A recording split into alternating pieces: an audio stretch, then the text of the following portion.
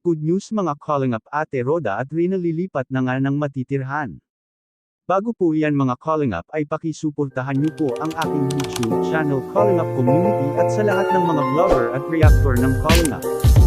Sa live nga ni Ate Roda ay kinupirma niya nga na sila ay lilipat pero nabigla nga daw siya mga calling up kasi si Bungal Talks daw ang naghanap ng kanilang malilipatan. Nauna na daw si Bungal Talks dun sa kanilang lilipatan at susunod daw sila Rina at Ate Roda. Sabi pa nga ni Ate Roda ay magic daw kasi bigla na lang silang lilipat.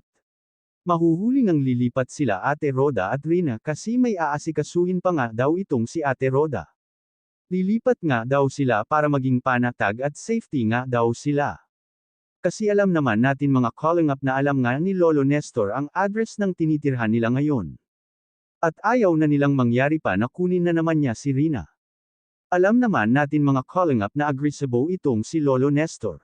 Kahit na may pinirmahan na nga itong si Lolo Nestor ay hindi nga magpakampanti si Ate Roda. Pero ang tanong mga calling up, paano na lang ang pag-aaral ni Rina? Kasi mga calling up ang tinitirhan nila ngayon ay malapit lang sa paaralan ni Rina. Kaya ang tanong ng ilan, baka daw hindi na makapag-aral si Rina. Kung sakali ngang malayo ang paaralan ni Rina sa bagong bahay nila ngayon ay baka ilipat siya ng paaralan.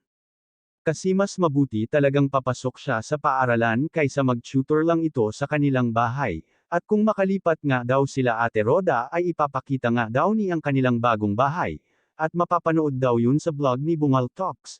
Antayin natin mga calling up ang pa-house tour sa bahay nila Ate Roda at Rina. Hanggang dito na lang mga calling up, sana po ay nagustuhan nyo po ang aking video. At huwag nyo din po kalimutan suportahan ang mag-amang calling up Rob at calling up Val Santos Matubang.